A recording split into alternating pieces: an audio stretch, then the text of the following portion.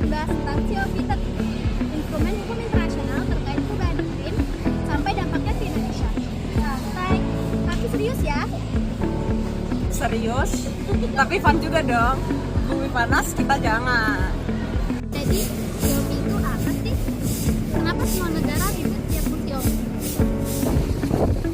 COP adalah Conference of Parties, yang dimana negara-negara melakukan suatu pertemuan di bawah naungan UNFCCC atau United Nations Framework Convention of Climate Change, yang dimana membahas tentang perubahan iklim.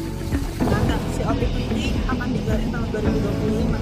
Maka dari itu setiap negara harus selalu mengecek upgrade tentang target iklim ataupun emisi. Karena tentunya akan semakin sangat ambisius untuk tentang perubahan iklim yang sangat besar. Maka dari itu tentunya harus ada aksi yang lebih kuat. Jadi bukan sekedar kumpul-kumpul pejabat. Nope, ini merupakan wadah negosiasi internasional untuk membahas masa depan bumi kita. Keputusan dari negosiasi ini akan mempengaruhi kita semua. Ini apa aja?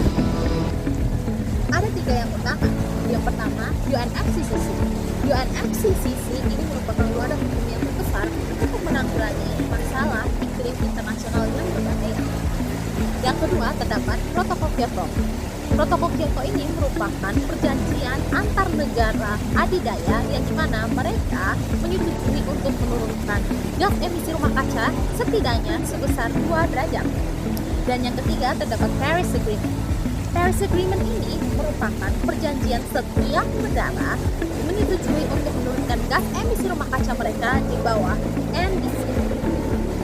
Jangan lupa mekanisme hukumnya dari luar. Yang pertama, REDD+ untuk pengurangan emisi dari deforestasi dan Just Energy Transition Partnership, dukungan pendanaan transfer energi termasuk negara berkembang yaitu negara Indonesia. Intinya, internasional itu menjadi kerangka kerja bersama. Kalau nggak ada hal kayak gitu, setiap negara itu bisa jadi hidup sendiri. Terus Indonesia ada perannya nggak dalam isu global ini?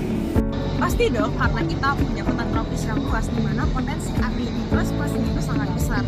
Kemudian, kalau dapat dikelola dengan baik, tentunya bisa menyerap emisi karbon dan mengurangi deforestasi. Selain bentuknya seperti kursi, itu masih banyak investasi batu bara.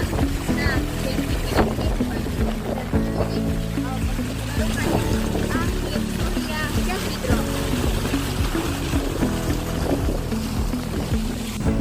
Mitigasi dan adaptasi itu berjalan dengan barengan. Mitigasi itu untuk menekankan emisi, sedangkan adaptasi itu mencegah kemungkinan-kemungkinan yang kita tidak ingini, seperti naiknya air laut, juga badai. Jadi kita bukan cuma penonton, kita pemain utama. Bagian dari komunitas global, Indonesia punya tanggung jawab hukum internasional lewat ratifikasi perjanjian Paris. Artinya, komitmen iklim pendidikan tadi kewajiban moral dan hukum. Kalau COP30 berhasil untuk peraturan global, maka kita itu memiliki masa depan yang lebih hijau.